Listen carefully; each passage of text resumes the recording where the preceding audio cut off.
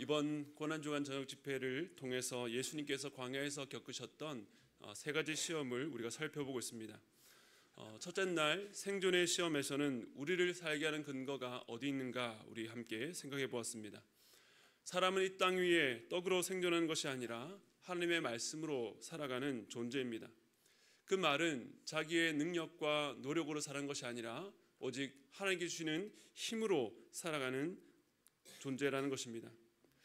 우리가 살아있다라고 해서 똑같은 삶이 아니라 생존의 근거가 오직 하나님께 있는 자라야 이 세상에서 다른 차원의 삶의 의미와 가치를 누리게 됩니다. 둘째 날 관계 시험에서는 마귀는 항상 우리와 하나님 사이에 틈을 비집고 들어와서 우리 마음속에 의심을 불러일으킨다라고 했습니다. 심지어 하나님의 말씀을 증거 삼아서 정말 하나님이 그러한 분이신가?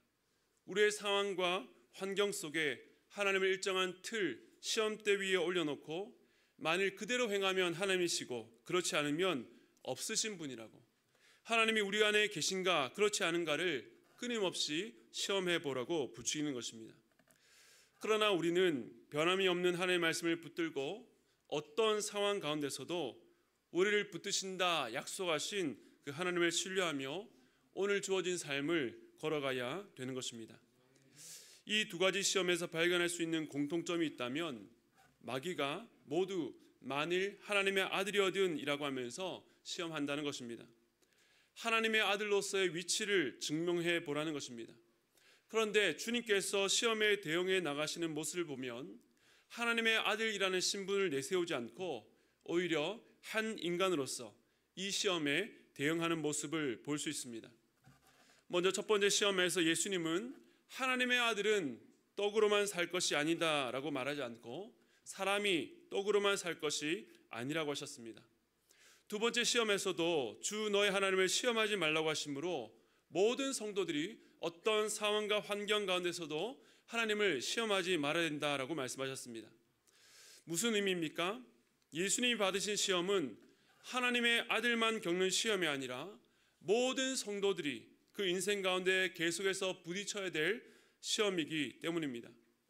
그렇기 때문에 주님은 인류의 대표자로 이 시험에 싸워 이김으로 이 승리가 예수님만의 승리가 아니라 우리의 승리가 되어야 된다라고 말합니다. 그렇다면 우리는 어떻게 이 시험에서 승리할 수 있습니까? 오늘 말씀까지 포함해서 예수님의 시험에서 또 한 가지 공통점이 있다면 모두 예수님께서 하나님의 말씀으로 그 시험을 이기셨다는 것입니다. 주님께서 신적인 권능과 권세로 마귀의 시험을 대적하지 않으시고 한 인간으로서 오직 하나님의 말씀을 의지해서 시험에서 승리하셨다는 것입니다.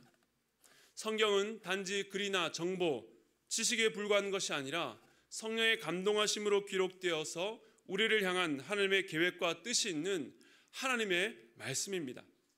그렇기 때문에 이 말씀에는 우리와 같은 인간이 도저히 만들어낼 수 없는 놀라운 지혜와 능력과 권세가 있습니다. 물론 하나님의 말씀이 우리가 고민하는 지점, 많은 선택지 앞에서 무엇이 정답이다라고 가르쳐주지 않습니다. 그러나 이것은 이 말씀이 단지 우리가 필요할 때만 꺼내서 확인하는 지침서 수준이 아니라 이 말씀을 통해서 우리가 이 땅을 살아가야 될 하나님의 성품과 하나님의 생각을 알아가기를 원하신다는 것입니다.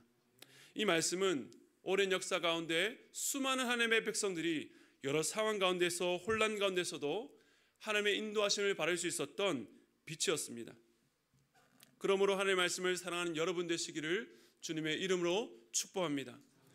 이것이 그저 추상적인 문구가 되지 않기 위해서는 여러분께서 하나님의 말씀을 실제로 읽으셔야 합니다. 하나님의 말씀을 사랑하는 자들은 하나님의 말씀을 읽는 자들이며 그 말씀을 읽고 묵상하면 하나님의 마음을 깨닫게 되고 어리석은 우리에게도 분별력을 주십니다. 우리가 만나는 상황을 파악하는 힘이요 그 상황에서 우리가 어떻게 살아야 될지 아는 지혜가 됩니다.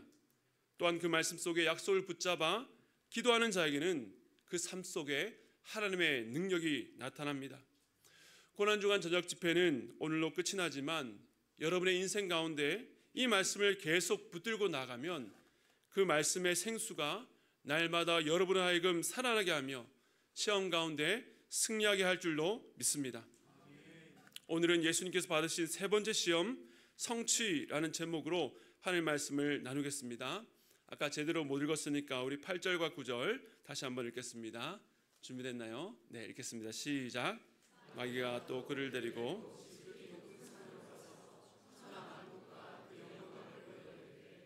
만일 내게 엎드려 경배하면 이 모든 것을 내게 주리라. 마귀가 이번에는 예수님을 지극히 높은 산으로 데려갔습니다. 그리고 거기서 천하만국과 영광을 보여주었습니다. 어떤 방식이었는지, 어떻게 그 높은 산에서 천하만국과 영광을 보여주었는지 다 알 수 없지만 마귀는 초월적인 영적인 존재로 자신이 갖고 있는 능력을 사용해서 예수님의 눈앞에 일순간에 그 천하만국과 영광을 펼쳐 보였습니다. 여기서 말하는 천하만국과 영광이 무엇인지 우리가 다 알 수 없지만 에베소서 2장 2절에 보면 마귀를 공중의 권세 잡은 자라고 말합니다. 또한 요한복음에서는 마귀를 이 세상의 임금이라고 소개합니다. 특별히 성경의 마지막 책인 요한계시록에는 이 종말의 시대 가운데 사람들을 미혹해하는 이 악의 세력과 그에 대한 하나님의 완전한 승리가 약속되는데 적 그리스도에서 이렇게 묘사합니다. 요한계시록 13장 1절과 2절입니다. 우리 함께 읽겠습니다. 시작. 내가 보니 바다에서 한 짐승이 나오는데 뿔이 열이요 머리가 일곱이라. 그 뿔에는 10 왕관이 있고 그 머리들에는 신성 모독하는 이름들이 있더라. 내가 본즉 표범과 비슷하고 그 발은 곰의 발 같고 그 입은 사자의 입 같은데 용이 자기의 능력과 보좌와 큰 권세를 그에게 주었더라. 요한계시록은 비유와 상징으로 가득한 책인데 이 말씀에도 여러 가지 상징어들이 있습니다. 바다에서 나온 짐승의 머리에 신성모독하는 이름이 있다는 것을 보면 이 짐승은 하나님을 대적하는 세력을 말합니다. 그런데 그 모습을 단순하게 설명하지 않고 표범, 곰, 사자로 비유합니다. 이 동물들은 당대의 패권을 잡고 있었던 바벨론, 페르시아, 헬라와 로마와 같은 국가들을 상징하는데 이들의 모습이 한 짐승 안에 융합되어 있는 것입니다. 그러니까 역사 속에 등장한 제국들, 특별히 하나님을 대적하고 하나님의 백성을 핍박했던 대표적인 나라들을 독특한 짐승의 형상으로 보여주고 있는 것입니다.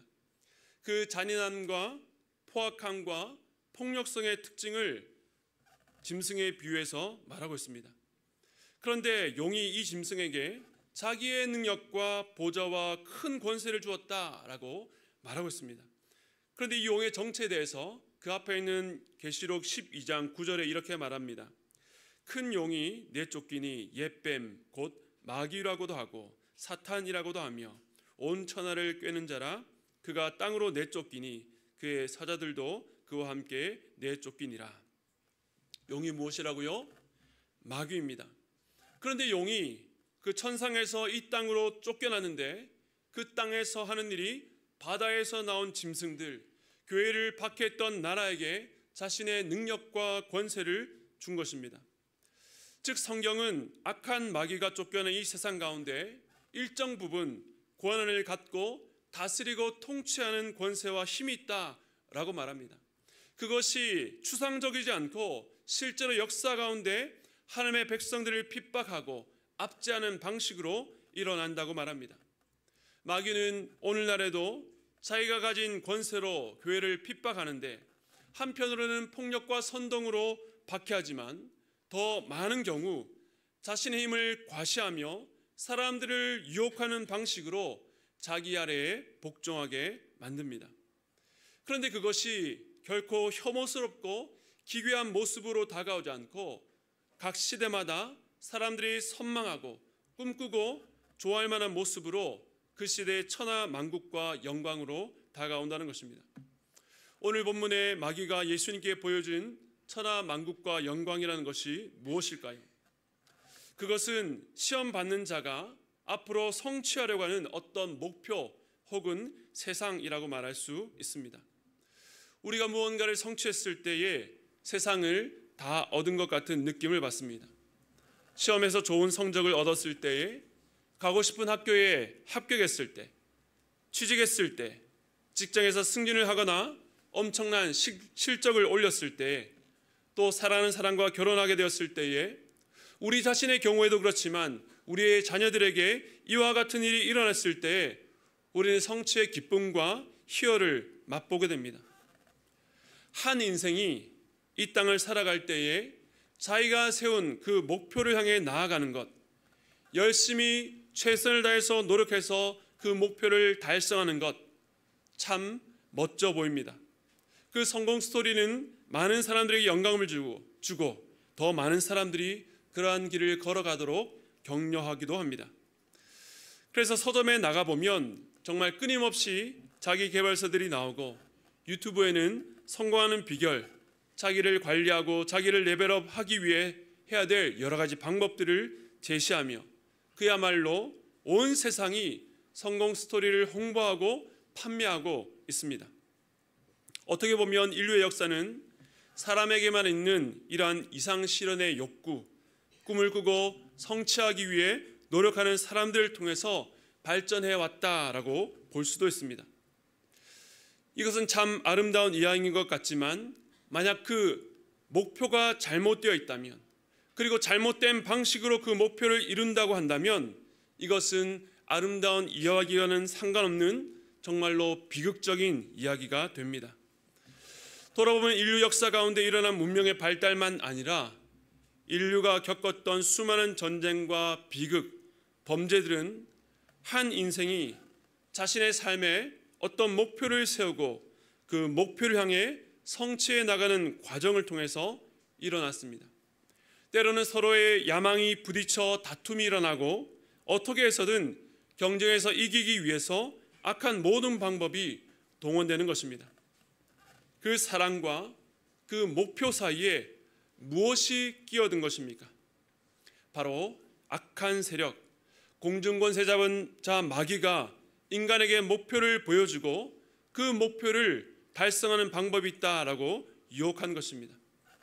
오늘 예수님께 받으신 시험처럼 한 사람이 하나님 없는 꿈을 꾸고 하나님과 상관없는 목표를 세우고 그 일을 위해 자신의 모든 것을 바쳐 나가게 만드는 것은, 마귀가 천하 만국과 영광을 그에게 보여주고 내게 절하라, 그리하면 내가 이것을 주겠다는 마귀의 간교한 꾀에 빠져 거기에 자기의 인생을 바친 사람들의 이야기인 것입니다. 우리가 잘 아는 태초의 이야기, 아담과 하와도 잘못된 목표를 잘못된 방식으로 얻으려다가 인류 역사 가운데 비극을 가져왔습니다. 인간은 그 야망과 욕망 때문에 범죄했습니다. 너희 눈이 밝아져 하나님과 같이 되어 선악을 알게 될 것이라고 하는 잘못된 목표를 뱀의 유혹에 넘어가게 되었고, 그 열매를 보니 보암직하고 먹음직하고 지혜롭게 할 만큼 탐스럽게 보였습니다. 그 마음에 정욕이 일어났습니다. 그리고 그것을 먹는 날에는 반드시 죽으리라 하신 하나님의 말씀을 무시하고 그 열매를 먹는 방식으로 마귀가 약속한 세상과 영광을 얻으려고 한 것입니다. 그 결과가 무엇입니까? 이 세상에 죄가 들어왔고 사망이 들어왔고 영원한 심판에 이르게 되었다는 것입니다. 당신이 바라고 구하는 것을 주겠다는 것처럼 강하고 무서운 시험은 없습니다. 그런데 항상 마귀는 우리에게 욕망을 불러일으키고 그것을 줄 수 있다고, 그것을 가질 수 있다고 우리를 속입니다. 요구하는 대가와 모양은 달라도 항상 같은 방식입니다. 나를 경배하라, 굴복하라, 섬기라, 원하는 것을 주겠다, 성공을 원한다면 내가 시키는 대로 해라, 즐거움과 쾌락을 얻고 싶은가, 돈과 성공을 얻고 싶은가, 어려운 방법이 아니라 내가 제시하는 선악과를 먹으라, 그러면 하나님처럼 될 거라고 특별한 감정을 느끼게 해주겠다라고 유혹합니다. 지난 2010년에 독일에서 발간되어서 아주 큰 반향을 일으켰던 피로사회라고 하는 얇은 책이 있습니다. 저자는 독일에서 철학을 공부하고 박사가 된 한병철 교수 교수인데 그가 독일 말로 썼기 때문에 독특하게도 나중에 한글로 번역되어서 뒤늦게 소개되었습니다. 철학책이기 때문에 이 책이 어려웠는데 이 시대상을 읽어내는 그 특별한 지점이 눈에 띄었습니다. 이 책에서 과거를 이 부정성의 사회라고 규정했습니다. 무엇을 하면 안 된다라고 하는 금지의 말이 사회의 안전한 틀과 사회 안전과 틀을 잡아주는 규율 중심의 사회로 이 안과 박, 나와 남, 그리고 친구와 적, 뚜렷한 경계선이 그어진 시대였습니다. 그런데 오늘의 시대를 진단하기를 이와 반대로 긍정성의 시대라고 말합니다. 이전과 달리 규제를 없애는 경향이 부정적인 말을 폐기하고 이제는 할 수 있다, 무한정에 할 수 있다가 강조되는 성과주의 사회가 되었다라고 말합니다. 정보가 넘쳐나고 환경이 좋아지고 기술의 발달로 더 편리해진 것 같은데 오히려 현대인들은 더 쉬지 못하고 우리를 불안케 만드는 것은 우리를 향해서 끊임없이 들려오는 메시지, 할 수 있다, 조금만 더 노력하면 더 나아질 수 있다, 더 노력하면 지금보다 더 성공할 수 있다, 이런 메시지가 넘쳐나서 긍정성 과잉의 시대라고 부릅니다. 이런 시대에 나타나는 문제에 대해서 과거 부정성의 시대에는 이 규율을 벗어나 사회를 위협하는 광인과 범죄자를 낳았다면 현재는 우울증 환자와 낙오자를 양산해낸다라고 했습니다. 끊임없는 성취와 성과를 만들어내라고 강요하는 시대, 그 쳇바퀴에서 벗어나지 못하면 계속해서 더 큰 성공과 성취를 목표로 세우고 더 열심히 달려가거나 거기서 튕겨나오면 낙오자가 되는 길밖에 없는 것입니다. 우리 청년들, 우리의 다음 세대가 살아가고 있는 또 앞으로도 살아가야 될 시대의 흐름입니다. 그런데 오늘 말씀을 통해서 이 시대적 흐름 뒤에 숨어있는 마귀의 메시지를 발견하게 됩니다. 그것이 무엇입니까? 포장은 다르지만 그 근본은 천하 만국과 영광을 보여주며 내게 절하기만 하면 그것을 가질 수 있다는 것입니다. 그런데 모든 것을 줄 것처럼 하지만 결국 아무것도 얻을 수 있는 것은 없습니다. 이 모든 사단의 말이 거짓이기 때문입니다.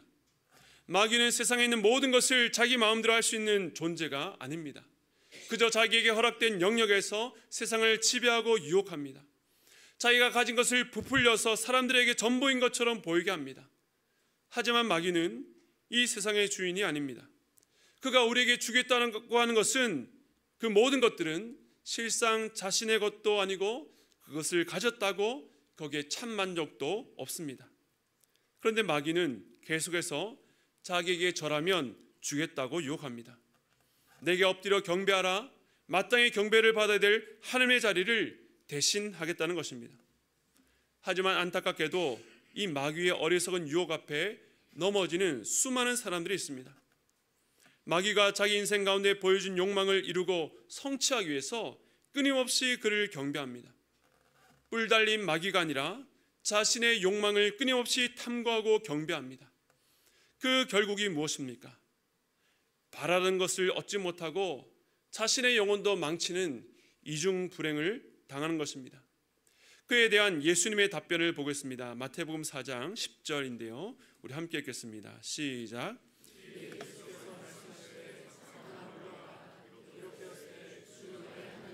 경배하고 다만 그를 섬기라 하였느니라. 아멘. 주님은 단호히 사단아 물러가라 명하셔서 마귀의 제안을 거절하십니다. 그리고 하나님의 말씀으로 나아갑니다. 주 너의 하나님을 경배하고 다만 그를 섬기라. 이 말씀은 신명기 6장 13절을 인용한 말씀입니다. 신명기 6장은 이스라엘 백성들에게 광야 40년을 통해서 가르치려는 교훈을 아주 압축적으로 전달합니다. 이스라엘 백성들은 광야로 들어와서 시내산에서 약 1년간 머물면서 하나님과 시내산 언약을 맺었습니다. 하나님께서 세상 열방 가운데에 유일하게 택하신 족속, 하나님은 그들을 자기의 거룩한 백성 삼으시고 앞으로 열방을 위한 제사장 나라가 되기를 바라셨습니다. 즉 그들은 앞으로 많은 민족을 하나님께로 이끄는 중보적 역할로 부름을 받은 것입니다. 그렇기 때문에 하나님은 율법을 통해 하나님의 거룩한 백성으로 이 땅을 어떻게 살아야 될지를 가르쳐 주셨습니다. 그저 이론만이 아니었습니다. 지난 40년의 광야의 여러 사건들을 통해서 그들은 오직 하나님만이 자기들의 생존을 책임지시는 분임을 배웠습니다. 그리고 신명기 6장은 이 모든 율법과 교훈을 압축적으로 요약하며 이렇게 가르칩니다. 신명기 6장 4절과 5절인데요. 함께 읽겠습니다. 시작. 이스라엘아 들으라. 우리 하나님 여호와는 오직 유일한 여호와이시니 너는 마음을 다하고 뜻을 다하고 힘을 다하여 내 하나님 여호와를 사랑하라. 아멘.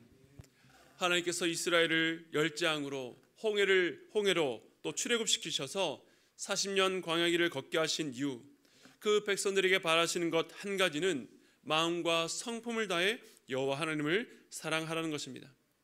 즉 하나님의 백성이 사모하고 사랑해야 될 대상은 세상 나라나 영광이 아니라 곧 하나님 자신입니다. 웨스트민스터 소유리 문답의 제일 첫 번째 질문은 인간의 제일 드는 목적이 무엇입니까? 입니다. 인간의 제일 드는 그 목적은 하나님을 영원롭게 하고 영원히 그분을 즐거워하는 것이다 라고 말합니다. 인간이 이 땅을 살아가면서 여러 가지 목적을 가질 수 있고 그 목적을 통해서 누릴 수 있는 유익이 많지만 모든 목적들은 사람에게 제일 되는 목적 아래에 있어야 제자리를 찾는 것입니다. 즉 하나님을 사랑하고 바라보는 것이 우리 인생의 최고의 가치이자 목적이어야 합니다. 비록 내가 아무리 원하고 내가 아무리 그 일을 잘한다 할지라도 그 일이 하나님께 영광이 되지 않는다면, 그 일을 하는 것이 하나님을 사랑하는 일이 되지 않는다면 포기할 수 있어야 하는 것입니다. 하나님의 백성이 사모하고 사랑하는 대상은 온 우주 만물을 지으시고 통치하시는 오직 하나님 한 분뿐입니다. 경배의 대상은 결코 둘이 될 수 없습니다. 그러나 사단은 끊임없이 아니다, 너의 인생이, 너의 자녀가, 너의 즐거움이, 너의 부요함이 네 마음에 품고 있는 그 목적이 최고의 가치다. 그러니까 나를 경배하라, 내 말을 들으면 그것을 주겠다고 합니다. 이러한 마귀의 시험에 우리도 흔들릴 때가 있습니다. 과연 내가 이렇게 하나님만 바라보고 사는 것이 맞나? 내 인생의 목표와 가치가 다른 곳에 있는 것은 아닌가? 세상 사람들은 저렇게 무언가를 찾기 위해 열심히 정보를 수집하고 애쓰며 살아가는데 나는 이룬 것도 없이 뒤처지는 것 아닌가? 이런 의문과 함께 이 세상에 좋아보는 것들이 끊임없이 우리를 유혹합니다. 그런데 마귀는 어떤 방식으로 취하라고 합니까? 마귀에게 절하는 방식으로, 마귀에게 복종하는 방식으로 취하라고 합니다. 그저 절 한 번이면 마귀가 보여주는 천하만국과 영광을 얻을 수 있다고 하니까 얼마나 쉬운 방법입니까? 그런데 겉으로는 마귀에게 절하는 경배 형태를 띠고 있지만 이것은 진정한 경배가 될 수 없습니다. 이 경배에는 경배를 받는 대상에 대한 이해와 사랑과 교통이 없기 때문입니다. 그저 절하는 이유는 한 가지, 내 눈앞에 좋아 보이는 것을 주니까 절합니다. 즉 예배가 아니라 눈에 보이는 욕망 때문에 거래하는 것입니다. 그러나 우리 주님은 어떻게 하십니까? 예수님께서 그의 전생애 동안 이제 공생애를 시작해 마지막 십자가를 지시는 날까지 끝까지 하나님 한 분만 의뢰하고 십자가의 길을 걸으셨습니다. 그러므로 우리가 마음에 새겨야 될 하나님의 말씀, 내가 섬기고 바라보아야 될 분, 내 삶의 목적은 오직 하나님 한 분밖에 없다는 것입니다. 우리가 오늘 큐티 말씀을 통해서도 묵상했지만 예수님은 죽으시되 한순간의 고통으로 죽는 방법이 아니라 마지막 순간까지 온갖 수모와 비난과 수치를 다 겪으셨습니다. 모든 사람들에게 버림받고 모두가 아니라고 말하는 그 길을 걸어가셨습니다. 한 번의 선택으로 되는 손쉬운 길이 아니라 지속적인 희생과 헌신으로 가는 길이요, 그렇게 고생하며 가는데도 아무도 박수 쳐주지 않는 길이었습니다. 많은 사람들이 찾는 넓은 길이 아니라 가기가 좁고 협착한 좁은 길이었습니다. 이 싸움은 지금도 일어납니다. 눈에 보이는 천하만국과 영광을 단 한 번의 절로 손쉽게 성취하라고 유혹합니다. 단 한 번이 아니라 매 순간 다른 모습으로 우리에게 유혹해 오는 것입니다. 오늘 본문에서도 예수님은 이 시험을 한 번에 물리셨지만 나중에 이것은 끊임없이 재현됩니다.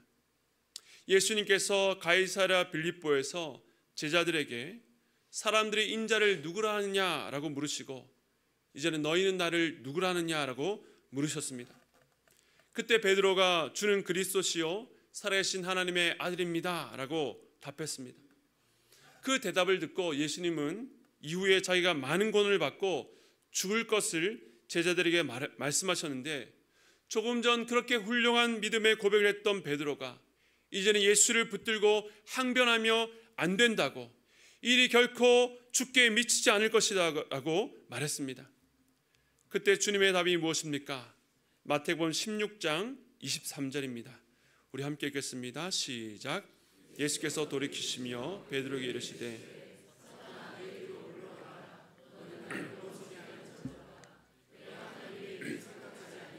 도리어 사람의 일을 생각하는도다 하시고, 주님은 십자가의 길을 막는 베드로를 향해서 사탄아 내 뒤로 물러가라고 하셨습니다. 고난당하고 십자가에서 죽는 일은 일어날 수 없다고, 자기가 지킬 거라고 당신의 스승을 생각하며 한 말이었겠지만 이것은 사단의 시험이었습니다. 무엇을 보여줍니까? 주님과 3년간 밤낮 함께 지내며 말씀을 듣고 이적을 경험한 베드로, 주님과 가장 가까운 자를 통해서도 마귀는 틈만 있으면 예수를 무너뜨릴 시험을 걸었고, 이 시험은 예수님이 십자가를 치는 그 순간까지 끊임없이 있었다는 것입니다. 그리고 베드로에게서 물러났던 마귀는 끝내 가룟 유다에게 들어가 눈앞에 있는 은 30에 예수를 팔아버렸습니다. 하지만 예수님은 끝까지 그의 시선을 하나님에게서 결코 다른 곳으로 돌리지 않았습니다. 눈앞에 당장 얻을 수 있는 그 무언가가 아닌 지금은 비록 보이지 않지만 영원한 것, 오직 하나님의 영광만을 바라보셨습니다. 하나님 아버지께서 이 세상을 너무나도 사랑하셨기 때문에 자신을 죽음에 내어주고 세상을 구원하는 고난의 길, 하나님의 방법을 택하신 것입니다. 자신이 이룰 성취가 아니라 하나님께서 아들의 죽으심을 통해 이루실 성취를 기다리셨습니다. 예수님은 진짜 성취를 위해 세상의 방식이 아니라 십자가의 길을 걸어 그것을 성취하신 것입니다. 이제 설교를 마무리하면서 성취의 시험을 이기신 예수님을 통해 우리에게 보여주시는 십자가의 길이 무엇인지 오늘은 귀로 듣는 말씀이 아니라 눈으로 보고 먹어서 경험하는 말씀으로 받기를 원합니다. 주께서 끝까지 걸어가신 십자가의 길 때문에 우리는 오늘 주님의 떡과 잔을 먹고 마시게 됩니다. 이 떡과 잔은 비록 우리 손 안에 있는 작은 것이지만 주님께서 우리를 위해서 이루신 놀라운 성취입니다. 이를 먹고 마실 때에 날 위해 피 흘리시고 고통당하신 주님의 그 십자가를 묵상하며 이제는 그 은혜가 우리의 지성과 머리가 아니라 우리의 마음에 깊이 새겨지기를 소원합니다. 우리가 지금껏 살아온 시간들을 돌아보며 우리는 무엇을 성취하기 위해 살아왔는지, 또 앞으로는 무엇을 성취하기 위해 살아가야 될지를 고민하며 십자가의 길, 성찬의 떡과 잔이 전해주는 하나님의 음성을 듣기를 소원합니다.